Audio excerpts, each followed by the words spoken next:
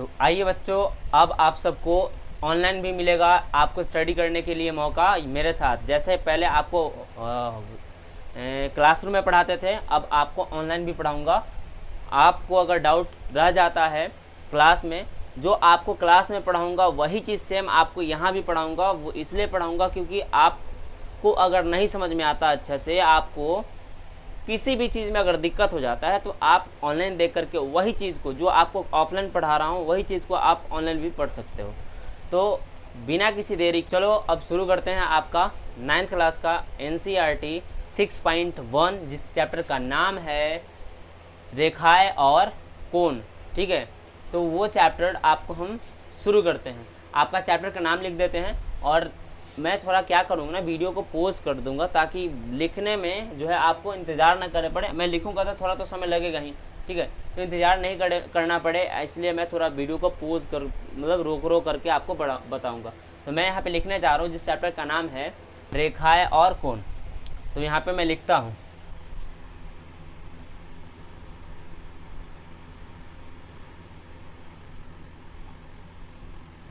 रेखाएं और कोण। आपको दिख रहा हो, ये चैप्टर मैं आपको शुरू करने जा रहा हूँ, ठीक है। और इसको इंग्लिश में क्या बोलते हैं आपको बता दूँ, इसको बोलते हैं इंग्लिश में line and angle. Line and angle ये 9th क्लास के सबसे हार्ड चैप्टर माना जाता है, ठीक है। इसको हम आपको इतना ईजी से समझाएंगे कि आपको बहुत ही मज़ा आ जाएगा, ठीक है। बहुत ही आसान तरीके से समझाएंगे, तो बने इस वीडियो में, आपको एकदम मज़ा ही मज़ा आने वाला है। तो चलिए बिना किसी देरी में, आप सबसे पहले मैंने ये बता दिया कि यहाँ पे 6.1 स्टार्ट करना है। एक्सरसाइज नहीं लिखा, यहाँ पे एक्सरसाइज लिख देता हूँ। एक्सरसाइज आपका स्टार्ट हो रहा है 6.1। कौन क्लास का? तो 9th क्लास का। तो स्टार्ट करने जा रहा हूँ। स्टार्ट करने से पहले जो चैप्टर है उसके बारे में छोटा छोटा पॉइंट्स होता है। वो पॉइंट्स क्या होता है अभी हम यहाँ पे लिख देते हैं। आपको पहले आप छोटा छोटा पॉइंट जानिएगा, तब तो जा करके उसके बारे में बड़ा मतलब डिटेल निकाल पाइएगा। तो पहले छोटा छोटा जो चीज़ होता है, जैसे कि अब ये यहाँ पे दिखाई आपको दे रहा होगा रेखाएं और कोण। तो रेखाएं और कोण में क्या क्या चीज़ पढ़ना होगा वो चीज़ आपको जाना जरूरी है। जो बिंदु आपको पढ़ना है वो चीज़ आपको हम यहाँ सामने लिख देते हैं, ताकि आप उसको देख करके मतलब आपको अच्छा लगेगा। ये जो आप टॉपिक जान जाइएगा ना, तो आपको पढ़ने में भी मज़ा आएगा। पहले आपको क्या पढ़ाएंगे, तो सबसे पहले आपको पढ़ाएंगे कि रेखा क्या होता है। नंबर 1 में आपको पढ़ाने वाला हूँ रेखा के बारे में। फिर उसके बाद हम पढ़ाएंगे रेखा खंड के बारे में कि रेखा खंड क्या होता है, ठीक है। नंबर 2, उसके बाद नंबर 3 में आपको हम पढ़ाने, देखिए समय लग रहा है ना, हम यहाँ रोक करके आपको आगे बढ़ा देते हैं। तो चलिए, मैंने यहाँ आपको दिख रहा होगा मैंने क्या क्या लिखा, आपको सामने दिख रहा है। एक बार मैं पढ़ के सुना देता हूँ क्या क्या लिखा आपको। 1 मिनट ध्यान दीजिए, इधर ध्यान दीजिए। मुझे पता है कि मैं बड़ा टीचर नहीं हूँ, आप ध्यान नहीं दोगे, लेकिन आप ध्यान दीजिए। मैं आपको गारंटी लेता हूँ कि आपको समझा ही दूंगा, ठीक है। एकदम आप बड़ा छोटा मत ध्यान दीजिए। देखिए कि कोई भी टीचर है जो आपको बढ़िया से पढ़ा तो रहा है ना, आपको समझ में आ रहा है कि नहीं आ रहा है, बस जो आपको समझ में आ रहा है वही आपके लिए सही है। बड़ा छोटा से मतलब नहीं रखना चाहिए आपको, ठीक है। देखिए रेखा सबसे पहले पढ़ाएंगे कि रेखा क्या होता है, रेखा खंड क्या होता है, किरण क्या होता है, संरेख बिंदु क्या होता है, असंरेख बिंदु क्या होता है, प्रतिच्छेदी रेखाएं क्या होता है, समांतर रेखाएं क्या होता है, कोण क्या होता है, कोण की भुजा क्या होता है, कोण का शीर्ष क्या होता है, कोण का प्रकार और कोणों का रैखिक युग्म।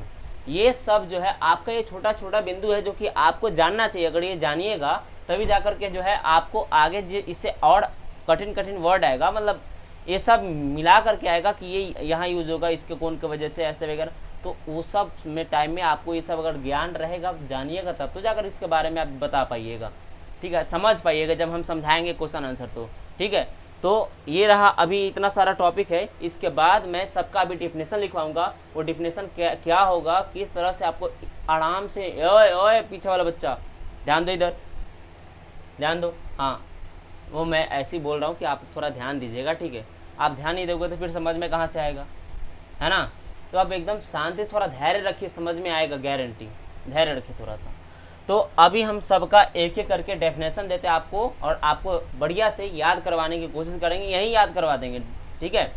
तो बने रहिए वीडियो में। हम अभी पोज रोकते हैं वीडियो को और इसका एक एक करके आपको दिखाते हैं। सबसे पहले रेखा क्या होता है उसके बारे में बताते हैं। चलिए मैंने लिख लिया है और आपको दिख रहा होगा सामने।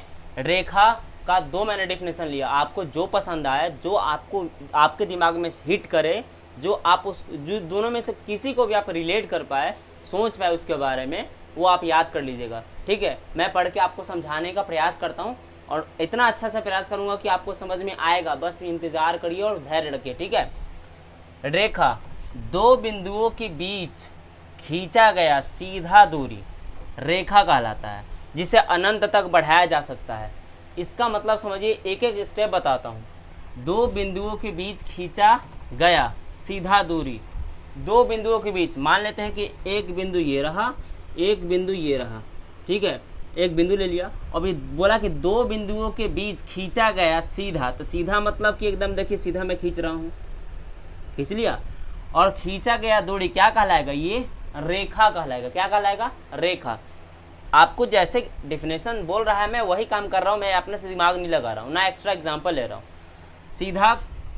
सीधा दूरी रेखा कहलाता है, जिसमें जिसे अनंत तक बढ़ाया जा सकता। अनंत मतलब ना जिसका कोई अंत नहीं हो, अंत मतलब कि ख़त्म ही ना हो। इसको जितना चाहे उतना दूर बढ़ा सकते, जितना चाहे उतना दूर बढ़ा, इधर भी चाहे जितना चाहे उतना बढ़ा सकते ही नहीं बढ़ा सकते? आप बोलो बढ़ा सकते हैं ना? तब तो ये देखिए, अब इसको मिटा देते हैं। तो ये जो लाइन में लिखा मैंने वो बात ये बोला मैंने आपके सामने, वो रख दिया। अगर आपको समझ में आता है तो आप ये याद करिए। अभी नीचे वाला समझाते हैं। रेखा वह है जिसमें ना मोटाई हो ना चौड़ाई हो, केवल लंबाई हो, उसे रेखा कहते हैं। ये तो और इजी हो गया। इसमें बताओ कितना मोटा है, कितना। अब मान लेते हैं ये जो मार्कर है हमारा, मार्कर से लिख रहे हैं तब ना जाकर के जो बड़ा मतलब मोटा नज़र आ रहा है। अगर आप पेन से लिखिएगा तो उसको कितना मोटा होगा, माप पाइएगा, बहुत दिक्कत होगा मापने में।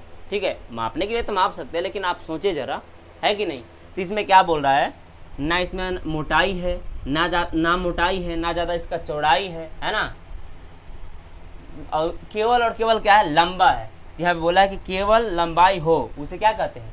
रेखा कहते हैं। अगर आपको इसमें से जो दोनों में से कोई एक समझ में आ गया या फिर दोनों समझ में गया तो और भी ज़्यादा अच्छा है।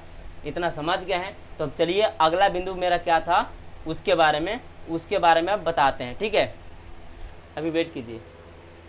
अगला बिंदु मेरा जो है आपको तो पता होगा, मैं लगातार जैसे मैंने इससे पहले आपको लगातार बताया था ना, वैसा ही हम बताते जा रहे हैं। पहला बिंदु था मेरा रेखा, अब दूसरा बिंदु है मेरा रेखाखंड। तो इसका डेफिनेशन लिखेंगे तो आप जानते हैं मैं वीडियो रोकता हूं, तो अभी रोक करके आप फिर बताता हूं। तो चलिए मैंने लिख लिया, आपको दिखाई दे रहा होगा रेखाखंड, जिसको इंग्लिश में बोलते हैं लाइन सेगमेंट। इसका डेफिनेशन क्या है आपको देखिए, यहाँ पे मजा आएगा। ऐसा रेखा जिसमें दो अंत बिंदु हो उसे रेखाखंड कहते हैं। अब दो अंत बिंदु का मतलब क्या है कि मतलब फिक्स, यहाँ और यहाँ, इससे ज़्यादा नहीं भरना आपको, या फिर इतना या इतना, ज़्यादा स्पेस नहीं मेरे पास, इतना इतना इतना इतना। अगर आपको फिक्स कर दिया जाए, एक खूंटा और एक खूंटा, दो खूंटा में बांध दिया जाए एक रस्सी को, वो एक रेखाखंड हुआ। ठीक है, ऐसा रस्सी नहीं जिसका दम लगातार बहुत दूर तक, 1-1.5 किलोमीटर दूर तक, जैसे पतंग उड़ता है तो उतना बड़ा नहीं, मतलब एक छोटा सा टुकड़ा। अगर ये मान ले कि पतंग यहाँ बांधे हुए रस्सी और पतंग उड़ रहा है, तो वो दोनों एक रेखाखंड मान सकते हो उसको। ठीक है, उसके आगे अगर सोचे जाए ना तो वो आगे बढ़ा दिया तो वो रेखाखंड नहीं रहा। ठीक है, वो तो रेखा बन जाएगा। लेकिन यहाँ पे कह रहा है आपके हिसाब से या आपका डेफिनेशन के हिसाब से, जो आपका बोर्ड कह रहा है ना, बोर्ड पे लिखा हुआ डेफिनेशन कह रहा है कि ऐसा रेखा जिसमें दो अंत बिंदु, मतलब ध्यान से समझिए, थोड़ा सा मैंने ज़्यादा इसमें ले लिया एग्जाम्पल। चलिए, एक बिंदु यहाँ, एक खूंटा यहाँ और एक खूंटा यहाँ, दोनों को ऐसे मिला दें और ए और बी नाम दे देना, तो ये कट गया, दोनों तरफ से कट गया। ठीक है, दोनों तरफ से कट गया, इसको क्या बोलेंगे? रेखाखंड। अब खंड का मतलब ही होता है टुकड़ा। ठीक है, अब मान लेते हैं ये मेरा जो है मार्कर है, अब यहाँ से इसको हम तोड़ दिए, लीजिए तोड़ दिया नहीं, निकाल दिया। अब ये टुकड़ा हुआ ना मेरा, इसका ये खंड है। ठीक है, टुकड़ा है, तो इसको बोलेंगे हम रेखाखंड। हालांकि ये तो मार्कर का खोपल है। ठीक है, चलिए अब अगला वाला आपको डेफिनेशन, ये वाला आपको अगर अच्छा लगता है तो आप याद कर लीजिए, लेकिन ये दोनों बेस्ट है, जो आपको अच्छा लगे वो आप याद कीजिए। अगला टॉपिक, टाइम ज़्यादा नहीं लेते हैं क्योंकि बहुत ज़्यादा वीडियो लंबा हो जाएगा, आगे बढ़ते हैं। अगला टॉपिक है किरण। तो किरण में आपको मैंने दो डेफिनेशन लिया, हर बार दो ले रहा हूँ कि आपको बस मज़ा आए पढ़ने में, आपको समझ में आए। किरण के बारे में जानते हैं। किरण एक बिंदु वाला रेखा, मैंने एक बिंदु वाला रेखा किरण कहलाता है। अब एक बिंदु वाला मतलब कि एक खूंटा वाला, जैसे इससे पहले 2 खूंटा वाला था, अब एक खूंटा उखाड़ दो। जैसे कि मान लो ये लाइन जा रहा है, ठीक है, ये किरण जा रहा है, इसका कोई और अंत नहीं है कि मतलब रेखा जा रहा है, ठीक है, ये रेखा जा रहा है और एक यहाँ पे खूंटा गाड़ दी, ला ये खूंटा गाड़ दी, इसी को क्या बोलेंगे, इसको क्या बोलेंगे, किरण बोलेंगे, ठीक है। ये आपका मोड़ दिया ना। किरण में देखिएगा, कभी भी किरण का 10th क्लास में चल जाएगा तो किरण दर्शाया जाता है ना, तो कुछ इस प्रकार से, ऐसे एक मिरर रहेगा मिरर, और यहाँ पे ये इसका मुख्य अक्ष रहता है, इसके सामने जाएगा ऐसे, और यहाँ पे ऐसे फोकस से गुजरता है। तो ये देखिए, ये किरण का सिंबल है, होता है कि नहीं, उसके स्टार्टिंग में एरो का सिंबल रहेगा किरण का, ठीक है। तो बस ध्यान रखिएगा, ये मिटा देते हैं, इसका कोई अभी यूज़ नहीं है, ये समझाने के लिए था बस। एक बिंदु वाला रेखा किरण कहलाता, एक बिंदु वाला रेखा किरण कहलाता, ठीक तो है, आपको आराम से नहीं समझ में आया। एक बिंदु वाला रेखा किरण कहलाता है, एक बिंदु वाला रेखा क्या कहलाता है, किरण कहलाता है, ठीक है। अब शॉर्ट्स में इसका, अब मतलब कि शॉर्ट दे देते हैं ताकि आपको समझ में आ जाए अच्छा से। किरण वह है जिसमें एक अंत बिंदु है, किरण वह है जिसमें एक अंत बिंदु है, वही याल एक खूंटा माने एक अंत बिंदु, ठीक है। आगे बढ़ते हैं, अगला टॉपिक है हमारा संरेख बिंदु, जिसको बोलते हैं कोलिनियर पॉइंट। अब इसका क्या मतलब बनता है, आइए इसको हम बोर्ड पर लिखा और डेफिनेशन से समझते हैं। ऐसा 3 या 3 से अधिक बिंदु जो एक ही रेखा पर स्थित हो, मतलब ना कि एक रेखा खींचेंगे और इस पर 3 गो खूंटा, ठीक है, मतलब कि 3 गो डॉट देंगे, पॉइंट देंगे, यानी बिंदु देंगे, उसी को बोलेंगे सीधा रेखा रहता है ना, उस पर 3 बराबर जो हिस्सा पर बुंदा रखाता है, पॉइंट रखाता है, बिंदु रखाता है, उसी को बोलेंगे कोलिनियर, जैसे यानी संरेख बिंदु। जैसे एक लाइन है और ये बराबर हिस्सा में, जैसे कि एक पॉइंट यह दिया, एक यहाँ और एक यहाँ, एकदम बराबर, इसी लाइन को बोलेंगे हम लोग कोलिनियर, इंग्लिश में बोलते हैं कोलिनियर और इस हिंदी में बोलते हैं संरेख बिंदु। एकदम समान डिस्टेंस पर जो है बिंदु रहता है, उसको बोलते हैं संरेख बिंदु। समझ में आया?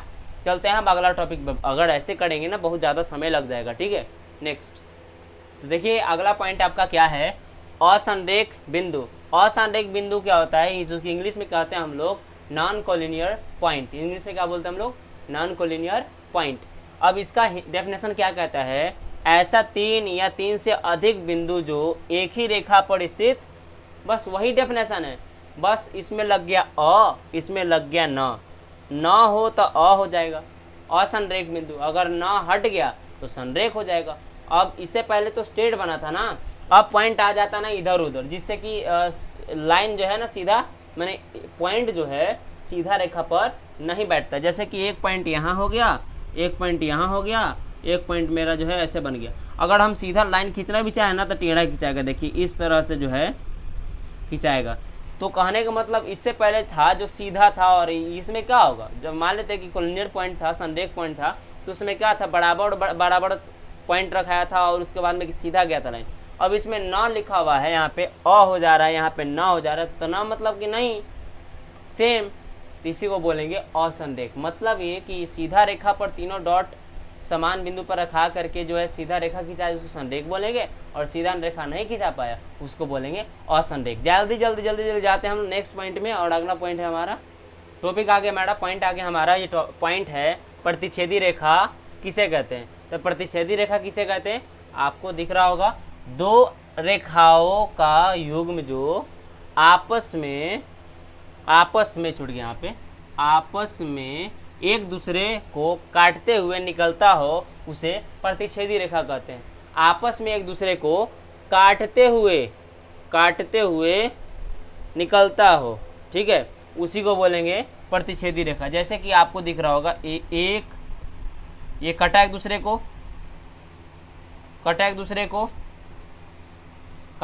को इस तरह से काटते हुए जैसे तैसे निकल गया, मतलब 2 रेखा है जहाँ से काटे एक दूसरे को, उसी को बोलेंगे प्रतिच्छेदी रेखा। मतलब एक दूसरे को क्या करता है, छेद करके निकल जा रहा है, उसको बोलेंगे प्रतिच्छेदी रेखा। आगे बढ़ते हैं, अगला पॉइंट है आपका समांतर रेखाएं, जिसको इंग्लिश में बोलते हैं पैरेलल लाइंस। ठीक है, इसका डेफिनेशन है दो रेखाओं का युग्म जिनके बीच की लंबवत दूरी हर जगह समान हो। ये इसमें आपको मुझे समझाने की सख्त ज़रूरत है, क्योंकि ये अगर नहीं समझाऊंगा तो आपको समझ में नहीं आएगा। देखिए, यहाँ पे एक लाइन खींचा, यहाँ पे एक लाइन खींचा, और इसमें तो मुझे एग्जाम्पल देना ही पड़ेगा, नहीं तो आपको एकदम समझ में नहीं आएगा। ठीक है, लंबवत दूरी ये सब होता है, ये वाला जो है ना हिस्सा, ये हर जगह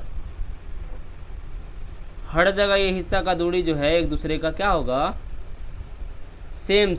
जैसे आपने वो ट्रेन का पटरी देखा है, वो हर जगह एकदम सेम रहेगा। अगर सेम नहीं रहा तो ट्रेन का चक्का कहाँ रखाएगा, वो एक दूसरे से पथ से एक चक्का अगर ऊपर चला तो अगर साइड में अगर कहीं मान लेते कि यहाँ से पटना से आपका लगातार एकदम पैरेलल बना हुआ है। ठीक है, जहाँ पटना से आपका बनारस तक लगातार, वहाँ पे बनारस से थोड़ा सा क्या होगा ना कि डिस्टेंस बढ़ गया, पटरी का डिस्टेंस बढ़ गया, वहाँ हादसा हो जाएगा।